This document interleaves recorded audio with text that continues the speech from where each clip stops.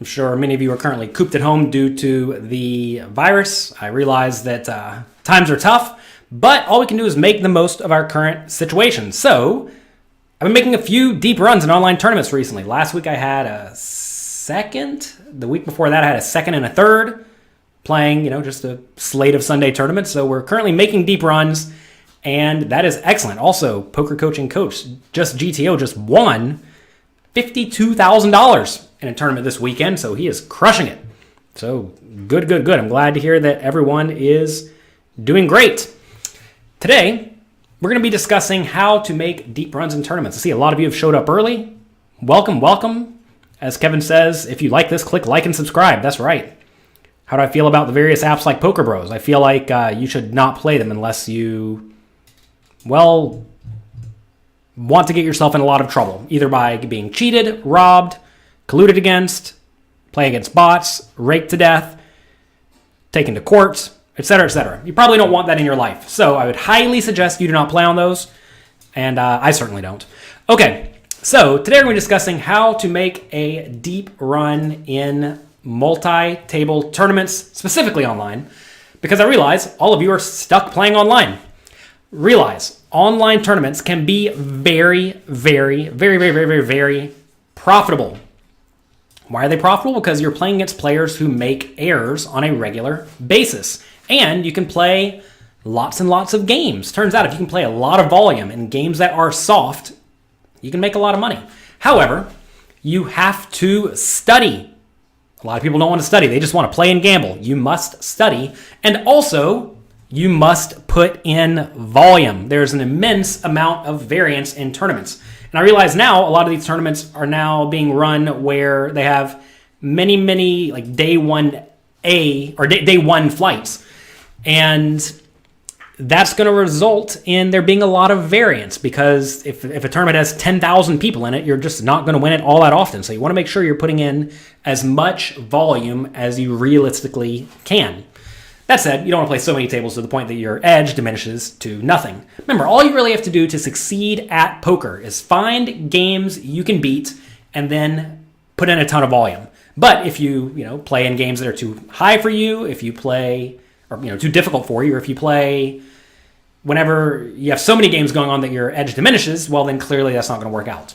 So to run deep in tournaments, you must understand each stage of the tournament. Now, I'm not exactly thinking in terms of, okay, I'm in middle stage, so now I need to do blank, but I am thinking in terms of I'm in this current situation, and in most areas of the tournament, specific strategies typically override others and make the most sense. So when you are playing in the early stages, that's usually when you're playing very deep stacked.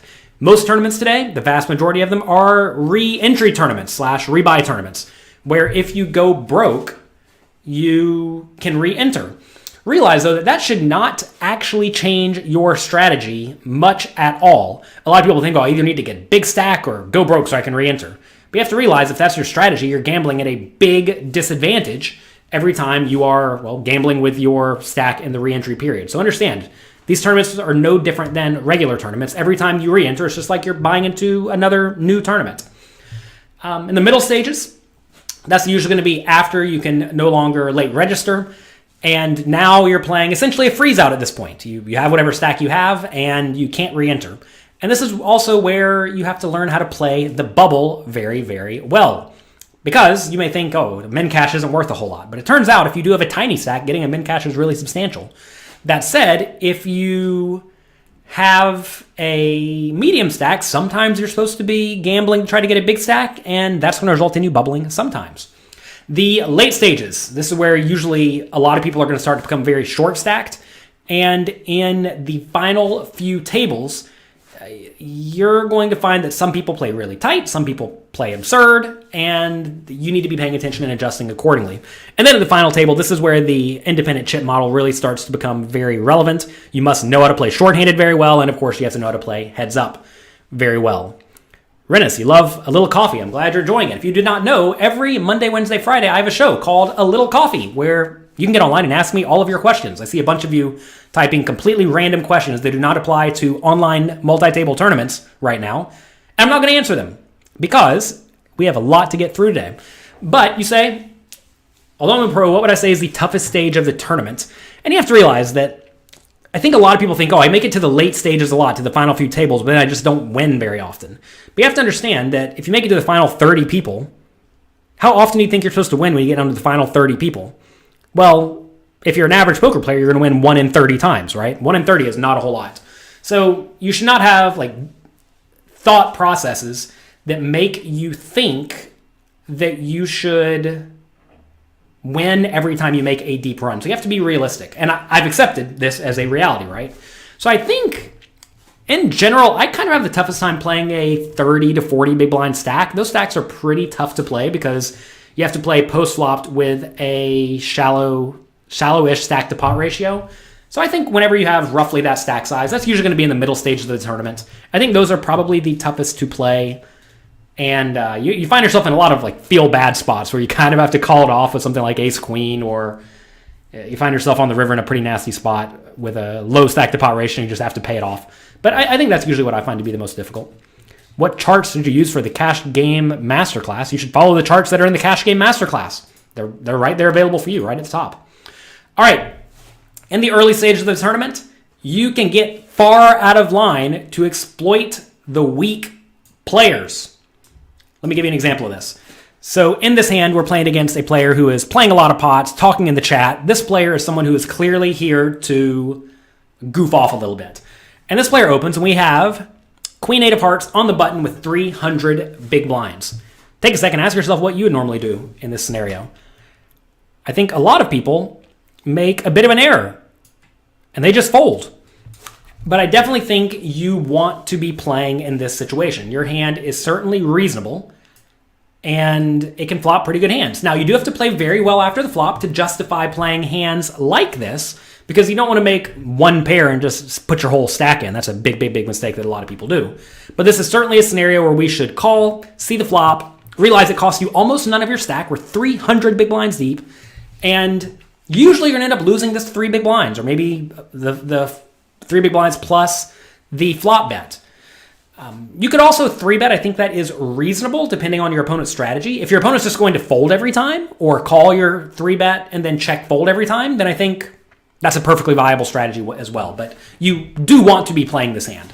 Unless for some reason you think your opponent's just a super nit. But even if they're a super nit, you can still call and get all the money in when you flop 2 pair. So we're going to play this hand basically every time. If you're folding in these spots, you are playing too tightly.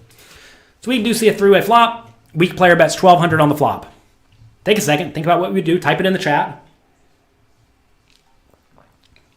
Craig says, good morning from New Zealand. It's 6:09 a.m. You finally caught me live. Well, here we are. Congrats. Welcome. Okay. In this spot, I think we have a very, very easy call. This is another spot where some people say, this guy's not a very good player, so we should raise or we should fold. But this is a situation where we have a very easy call. It is worth mentioning when I say weak does not mean timid and passive in this use of the word. This just means not a good poker player, okay? So this guy is not a good poker player. So anyway, very easy call here with our marginal made hand. If you are unfamiliar with how to break down the hands into the various categories, premium made hand, draw, marginal made hand, and junk, definitely check out the homework at pokercoaching.com. There we have many, many examples, and we explain very clearly why you want to be calling in this spot. Turns a queen, that's good. Opponent bets again. So now, when your opponent pots the turn, what do? Do we raise him? Do we call him? Obviously, we're not folding. So take a second, ask yourself, what would you do in this scenario? You see how, by the way, I'm making you stop and think about what you should do in this spot? This is what you need to do on your own when you're watching training videos by anyone, really. You want to be asking, what would I do in this spot? And essentially using these situations as a quiz.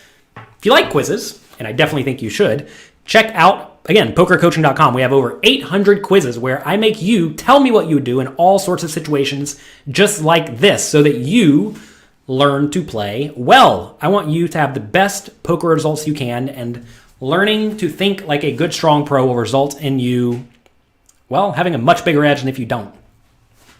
All right, so here, I think I like raising. I'm sorry, I read someone liked raising. Then I drank my water all over me. Go figure. We have a comedy show today. No, I like calling. The reason I like calling is because our opponent's drawing almost dead most of the time. The opponent could have aces or kings or ace-queen or something where they have some number of outs, but this is a spot where if the opponent has nothing, he's just going to fold every time, right? But if he has nothing and I call, that will either let him catch up to a one pair hand that he may pay with, or he may just bluff the river, right? If I raise, I pretty much only am going to get action from something like a queen or better. And there really are very few combinations of that, right? I know a lot of people look at this and say, oh, he could have ace jack of spades and I'm worried about getting outdrawn by the spade draw. Like, sure, he could, but that's a risk I'm willing to take. If a spade does come on the river and the guy keeps blasting it, I'm going to call, but I'm certainly not going to raise him on the river if he bets, let's say, half pot or something and a spade comes. I will be a little bit cautious in that scenario. But if the river is a blank or really anything, and the opponent jams, I'm probably just going to end up calling it off for like any amount. If the river's an ace and he makes a huge river bet, it's a pretty bad spot to be in. But this is a spot where I think we have a very, very easy call. So we do call. River is a 3. We lose to the 5-4. Are you guys worried about that? All right, now he jams. 2.5x pot. Well, take a second, think about this one. As Tammy says, what about a set? He could have a set. He could. He could also have a whole lot of garbage. Notice there are a lot of draws available that the opponent could have. If he had Jack 10, Jack 9, or 10, 9, those would definitely bet the turn, which is great. If he had 9, 7 suited, he would definitely be betting, which is great. This is a spot where we have just a very, very, very easy call, I think. We beat almost everything. Many players who don't know how to play very deep stacked will blast it here with aces and with kings and with ace queen because they just think they have the best hand. That is not a good reason to bet, by the way. That's definitely not something you can do. You should not be betting just because you have the best hand. You want to be betting because you think your opponent will call with a worse hand greater than 50% of the time. Anyway, easiest call in the world in my mind. And, well, this time he had the ace-king offsuit. This is a hand I played the other day, by the way, in a $630 buy-in tournament. And, you all ask, why are tournaments so profitable?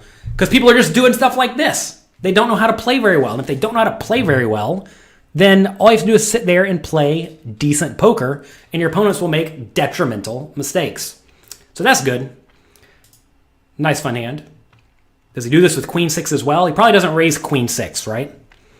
Again, it seems like all of you are trying to go way too deep on the analysis of this hand, because in reality, when your hand is 2 pair against someone who just doesn't know what they're doing, don't fold. Don't fold good hands against people who don't know what they're doing. Yeah, you lose to some hands, but you also beat almost everything. When you beat almost everything, then don't fold. All right, next, in the middle stages, we have 2 key tips for you here. Number 1, don't overvalue the min cash or any other like false achievements. Way too many players play way too tightly nearing the bubble, which results in them cashing more often in exchange for not winning the tournament nearly as often. So many people think, oh, I cashed, that's great. So some people out there think, oh, I made day 2, that's so good, I'm going to go celebrate. That especially happens in live poker. You'll see tournaments where 50% of the field makes it through day 1, and people will be like high-fiving and celebrating because they made it to the end of the day. But that is completely irrelevant, and that thought process is ridiculous because making day 2 doesn't matter. In theory, making stuff like the final table doesn't matter, besides whatever payout jump you get for it. Sometimes there isn't even a payout jump when you make the final table. So do not overvalue false achievements, and realize, like, a min cash is nice, especially if you have literally no chips. Like if you have 5 big blinds, you collect min cash. That's good because you're probably not winning the tournament with a 5 big blind stack anyway. But if you do have a medium stack, you need to be trying to get a big stack so that you can realistically win the tournament. And sometimes that results in you getting broke. Just the other day, I made day 2 of a $500 tournament online, and we were down to, 15% of the field, and I think like 12% of the field got paid. Very first hand, I get ace queen offsuit on the button. I make a raise off my 25 big blind stack. Big blind goes all in for 50 big blinds. Easy call, clearly. And the opponent had the 8-2 offsuit. And I lost. And that's okay. You have to realize that right there I printed a load of equity, and if I get a double up from 25 to 50 big blinds, I have a real shot to make a good deep run at the tournament. Instead, we bubbled. We don't collect the $1,000 min cash, and that is okay. Because the goal is not to get like minorly rewarded by collecting a min cash. In that scenario, the goal is to just straight up maximize equity. That's always the goal. Maximize the amount of money you're going to make from this scenario on average. And sometimes that busts you, and you have to be cool with that. I want to thank all of you for being here today. As someone said, I already scrolled way past because we have lots of people chatting here. Record numbers today. Yeah. Record views, says Joan. Yeah. Lots and lots of people here. I'm glad that you are here because everyone wants to learn how to make deep runs in tournaments.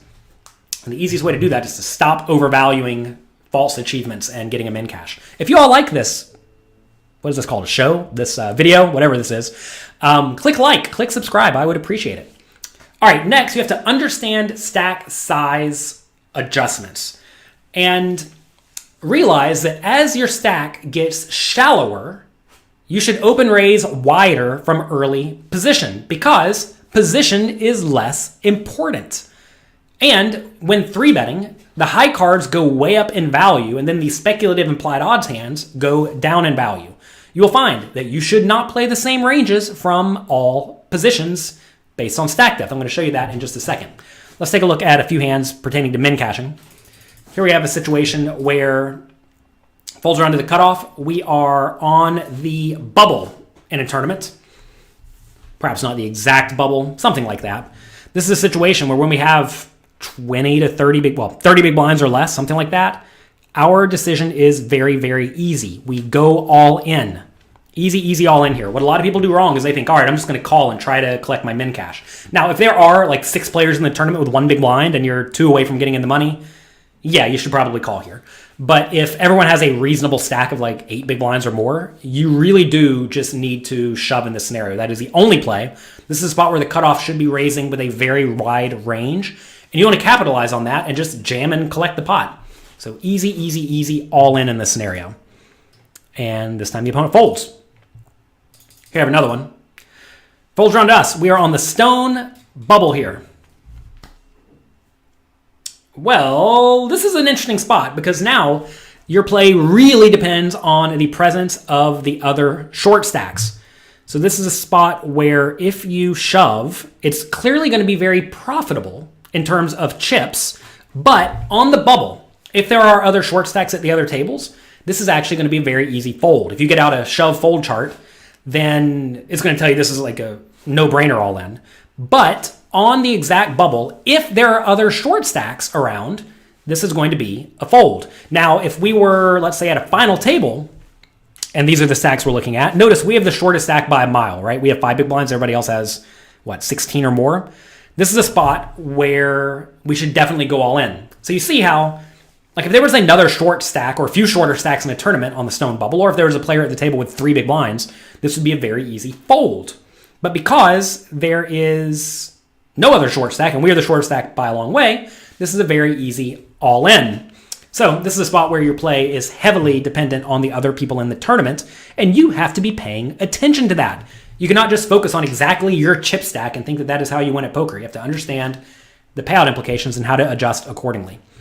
Right here, someone said, why don't we make it 6,600, says Bob. The problem making it 6,600 is that if we get jammed on the bubble, now it becomes a spot where we reluctantly have to call. We really do not want to call off our stack with 55 or even 58% equity on the bubble of a tournament, because then you're just essentially flipping. Say you knew your opponent had 10-9 of clubs here.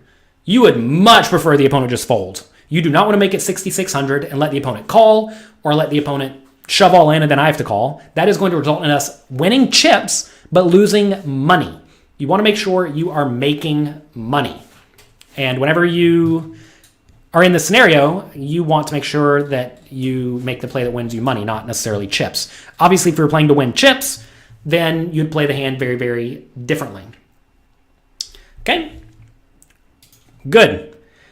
Now let's discuss how your raise size should change based on your position. So here we have 2 sets of charts. We have under the gun RFI chart. This is the hand you should raise with from under the gun, so raise first in. And then we have same exact situation, except for now we're 25 big blinds deep. So 75 chart on the left, 25 chart on the right. Take a look at this. You see here that we should actually raise looser as we get shallower stacked. 3% more.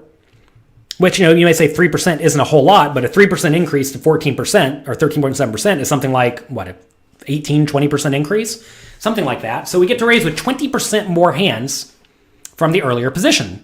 But if you take a look at this, we're actually raising with a different set of hands. The hands we're now raising include more high card type hands. So the hands that get added are typically good king highs, more king X suited, and also ace 10 and ace jack. So when you're playing shallower stacked, you get to just raise more big offsuit hands. And that's because the positional disadvantage you have from being under the gun matters less often. So you're going to find that you get to raise with a wider range from the earlier positions as you get shallower stacked. And usually the hands you're adding are going to be big cards or hands like king X suited to some extent. Here we have a situation where we raise the button. I'm sorry, the cutoff raises and then we're on the button. There we go. So 75 big blinds deep when the cutoff raises and we are on the button. Here's what we should do. And then the right-hand chart, when the cutoff raises with a 25 big blind stack, here's what we do. And now you see, again, a very, very different strategy, right? So let's take a look at the 75 big blind chart here. In this situation, we get to do a whole lot of calling, right? You get to call a ton.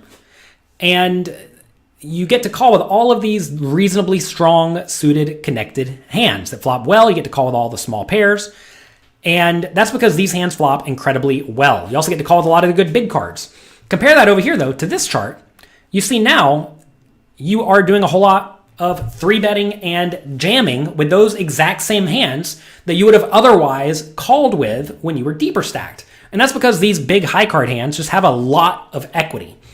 And so whenever someone raises the cutoff and you're on the button with a hand like Queen 10 suited, you should not be thinking, I'm going to call and try to flop well. You should instead be thinking, I'm going to shove because I have an immense amount of pre-flop fold equity. And having an immense amount of pre-flop fold equity is very, very, very powerful. By the way, all these charts are on pokercoaching.com in the tool section. So make sure you go there. We also have a few other tools like the push fold app, like a progressive knockout bounty calculator. We have a bunch of stuff available there for Poker Coaching members. So check it out. So make sure you understand how strategies differ. I'm telling you, what a lot of people do is they'll just print out this one chart and then they'll just always follow that chart for the rest of their lives. And that is such a mistake. Make sure you are playing according to the stacks at play. What are the 3-bet fold combinations with 75 big blinds? Well, all these hands on the bottom. Whenever we 3-bet ace 9 offsuit, king 10 offsuit, queen 9 suited, king 5 suited, queen ace 2 suited, if we 3-bet and they 4-bet us, we fold all of that. That should be very clear. Same thing over here. The hands in red, we 3-bet the good hands, jacks and better and ace queen suited and better for value.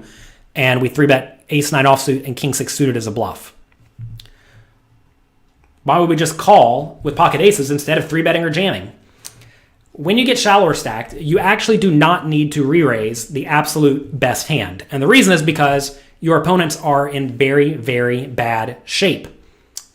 So this is a situation where we have a very, very nice call with aces. We don't need to raise to build the pot. Whenever you're shallower or deeper stacked, you need to re-raise with your aces to just make the pot big so you can get all the money in by the river. Here, think about the stack to pot ratio, right, and how it plays out. So here, if someone raises 2 big blinds, we call. Pot's already 5 or 6 big blinds. They bet 4 on the flop, we call. They bet 8 on the turn, we call. They jam the river, we call. We don't need to raise at any point in time. And we are also not worried about getting outdrawn because sometimes that's going to happen and that's A-okay. By the way, we did just release a brand new app, the Poker Coaching app. That will be available in the iTunes App Store within a few hours. We just got approved this morning. And it is already available in the Android store. We had an old FTT push fold app. Ignore that one. For some reason, we're having a difficult time getting it taken down. But we have a new Poker Coaching app. So search that if you want to get a link to it. Send us an email at support@pokercoaching.com and we will get that for you. All right, late stages. Do not be afraid to go for it. As the tournament gets down to the final 3 to 5 tables, many inexperienced players get tight. They think, all right, I'm going to try to... unexperienced. Look at me. Many players think, all right, I'm making a deep run. I need to make sure that I make the most of this. So I'm going to play really tight and just try to get my money in good. And that's a big mistake. Whenever the people send me emails saying something to the effect of, I often make deep runs, but I never win, or I never make the final table, or when I get to the final table, I take 9th place. Very often they're getting to the final table with like 12 big blinds because they think in their minds making the final table is a big deal. And you know, in live poker, maybe it is a little bit of a big deal. Maybe you get on TV. Maybe you get a nice mention by the casino in their publication. Who knows what you get, right? But in reality, your main concern should be maximizing the amount of money you could win, not getting 10 minutes of TV time where you sit down with 12 big blinds and you go all in and somebody calls and you're out. That is not what you want. I realize people do put value on that, but yes, you're not going to make money by doing that. So if you play tightly, realize you have almost no chance of winning the tournament, unless, of course, you get hit by the deck. Every once in a while, you'll get hit by the deck. And the neat thing is a lot of times when people do win tournaments, they're just playing in a field of players where everyone's just sitting around waiting to get hit by the deck. And if you have, 30 players in a tournament who are all just going to be kind of nitty and wait for the nuts, one of them is going to get it. And then that player who does inevitably win is going to think that they're great. And then they're just going to keep playing like that for the rest of their lives because, hey, it worked one time. It must be the right play, right? So you want to make sure that you do not fall into that habit of thinking that I just need to be nitty and wait for the nuts, because you really do have to get in there and battle. You need to be 3-betting a decent amount, applying aggression, and putting your opponents in difficult spots, especially if you are aware that they are going to be a little bit too tight. So look to be 3-betting constantly. When they raise, 3-bet them, especially if you have a deeper stack than them, and you're going to put them in tough spots where you essentially force them to risk their entire tournament. And usually, people aren't going to be wanting to risk their entire tournament because they raise with a hand like ace-10 offsuit, they got 3-bet, and they're like, I'm out of here. Let's take a look at 2 more hands. Here we raise with the ace-5 of hearts. Big blind calls, a good pro. Opponent checks. We bet.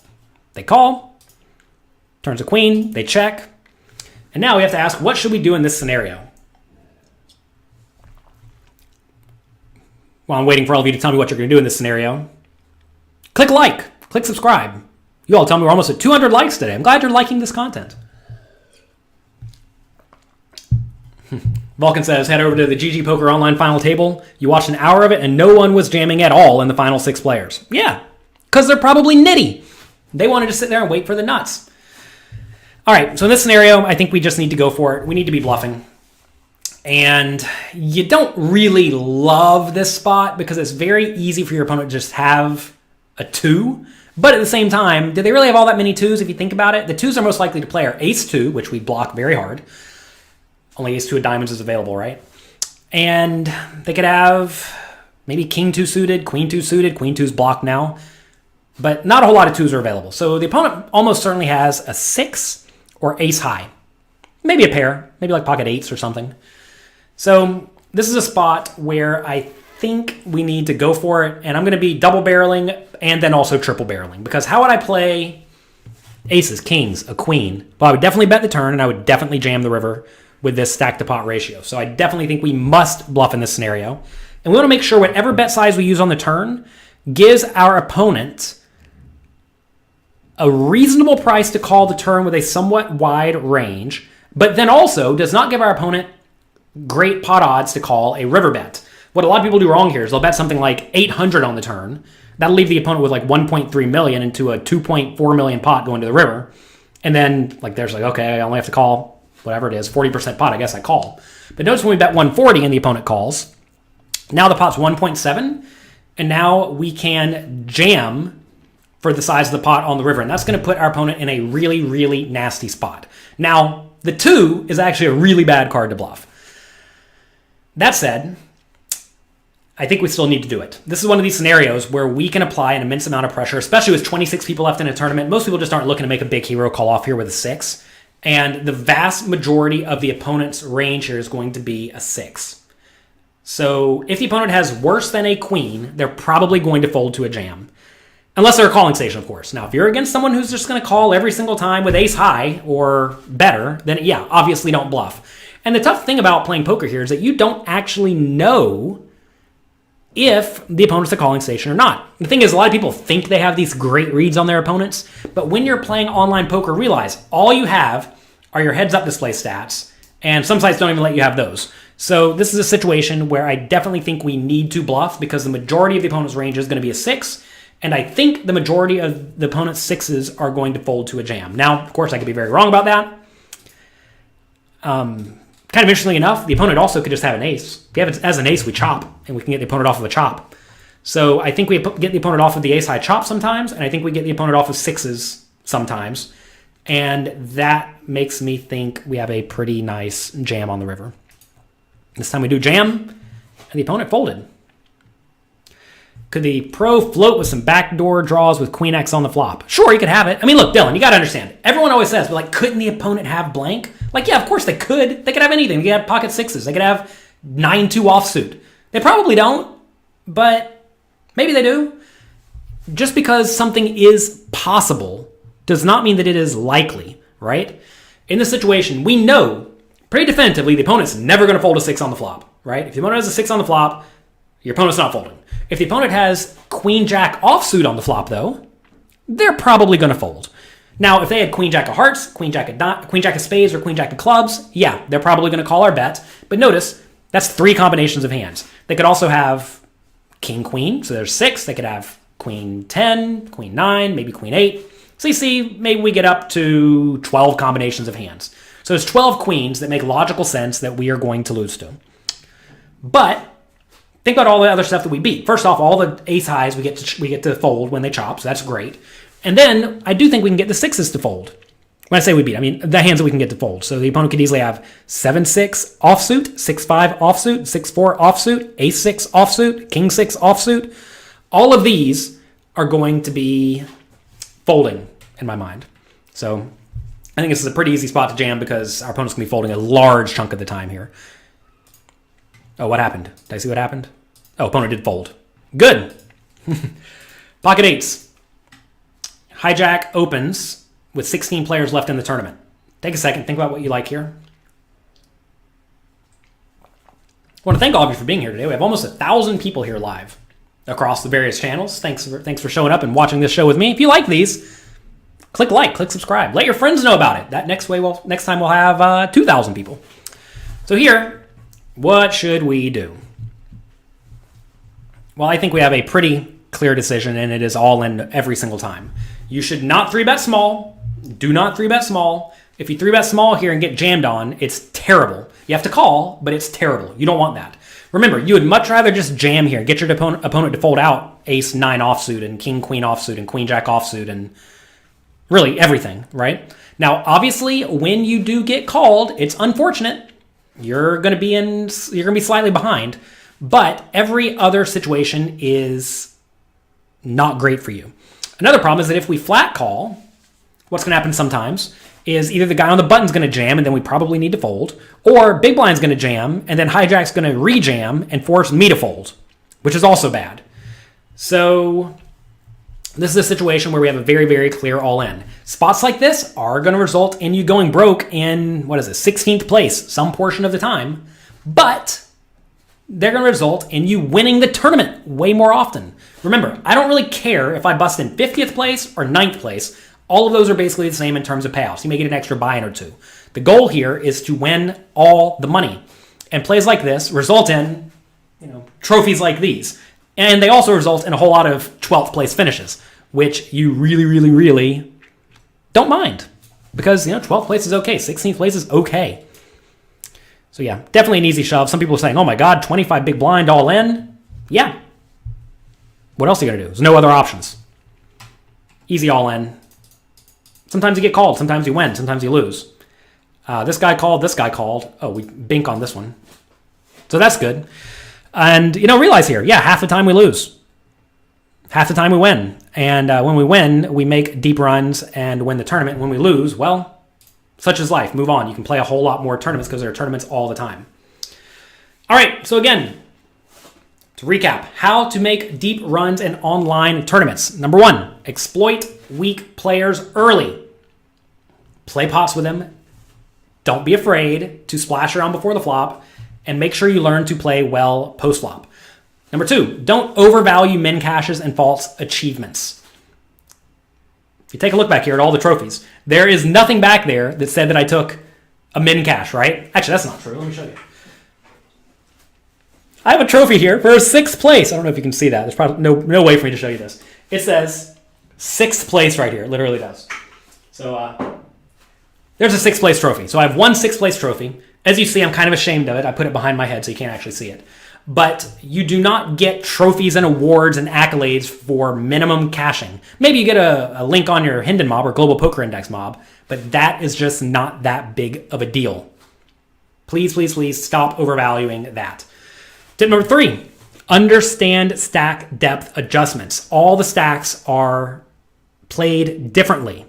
And if you don't quite comprehend that, you're going to be making big blunders. And number 4, really, most importantly, do not be afraid to go for it. Do not be afraid to make the plays that will result in you getting a hold of a lot of chips or going broke. And you have to realize, with that pocket 8s jam, your opponents are just all going to fold a lot of the time. And if your opponents fold a lot of the time, you just win the pot. And winning these pots is great. Let me show you another benefit of this hand, by the way. In this scenario, let's say this guy does raise. This is the hijack. He has a big stack. He should be loose. The guy who's loose is raising. If I jam here, it's going to make him less incentivized to raise next time. And if he's less incentivized to raise next time, that's going to give me more opportunities to open raise.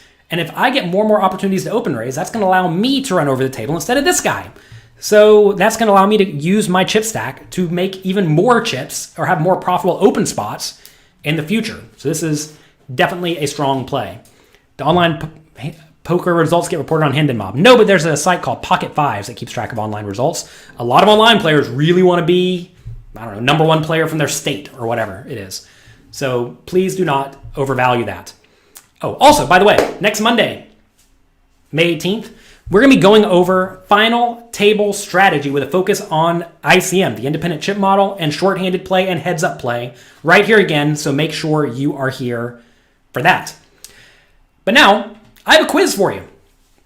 Head over to pokercoaching.com/online and see if you are an online tournament crusher. This is a tough quiz. Only the people who really know their stuff is going to get 10 out of 10.